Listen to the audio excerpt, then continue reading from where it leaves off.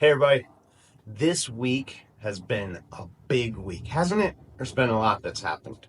We had an election, it's over, we can be done with all that noise. I know I am happy to stop seeing all the commercials and listen to everybody talking and panicking because now we know and we can move on with our lives. I'm grateful for that. Another thing that's happened though that has a minor impact in the real estate industry is the Fed actually dropped their rates by 0.25% again. So last month they dropped by 0.5%, and this month another 0.25. Seems like great news. All these things seem like they're great news for the real estate industry, but let's talk about how they impact it. Yeah, they both have very minimal impacts, right? Anytime a president changes into the next president, we typically have about a 7% increase in home prices that year. So that's good news for home sellers. Now let's go to the Fed rate.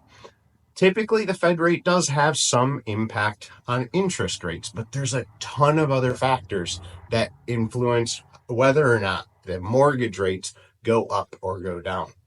Last month, they went down. The Fed went down 0.5%, which is a ton. It's like a lot, right? So a lot of people got on the in World Wide Web and told everybody, "Hey, oh my gosh, we're going to be in the 5%. Yay, buy houses now!" Now, guess what?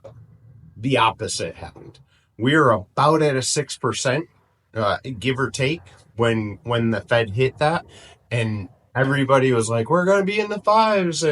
But the problem is that they weren't talking to their experts that are in the field. As real estate agents, we're not experts in mortgage rates. We don't even, for the most part, have a firm grasp on what causes it to go up and down.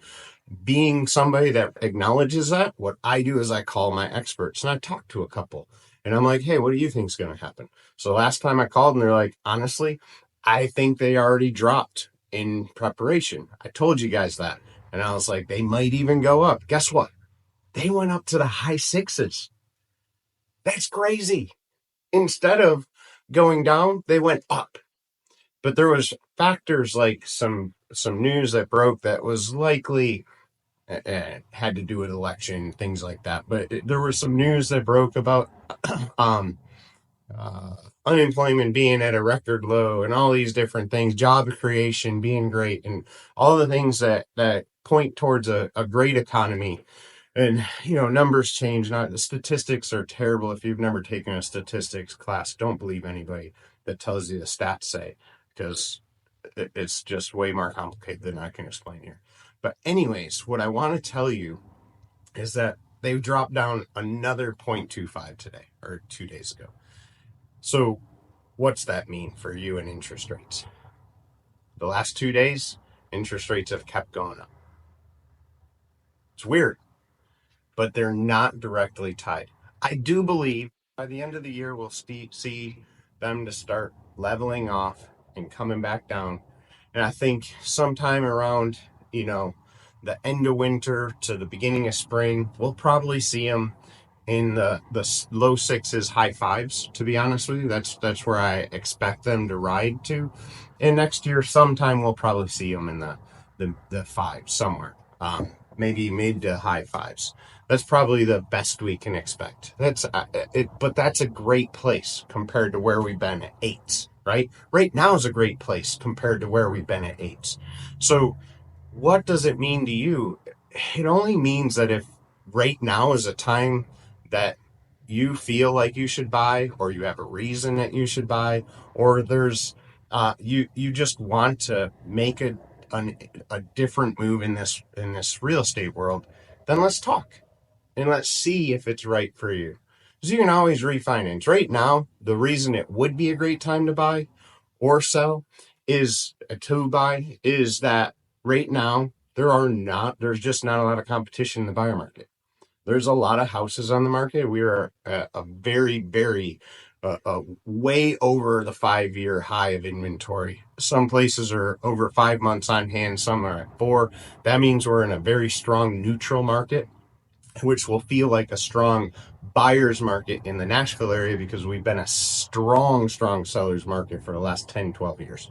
So now we're in a place where as a buyer you get to negotiate. You can ask for closing costs. You can get priced off of the asking price that you haven't been able to get to for years, and you can pick the home that you want. You don't have to feel rushed. You're not up against all the competition. You're not going against multiple offers. They happen from time to time. Typically they happen with a house that's been listed lower than market value intentionally to push the price up.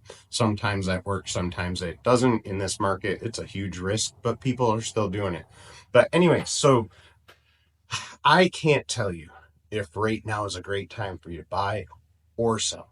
But what I can tell you, not over this video chat, but what I can tell you is if you give me a call, I'll use all my experience, all my 11 years in the industry, my experience managing and producing great agents in this industry over those years, and even as a owner broker, I will use that to help you to identify whether or not it's a good time. And if you know me, you know I'm not going to try and talk you into something that's a bad idea for you. You know that I'm going to support you fully, and I'm going to be there for you. So give me a shout. I'd love to chat with you, and I just wanted to give you a little bit of an update because there's been a whole lot. But rest assured, we are not to worry about tomorrow because today has enough of itself, right? If you know, you know. Have a blessed day.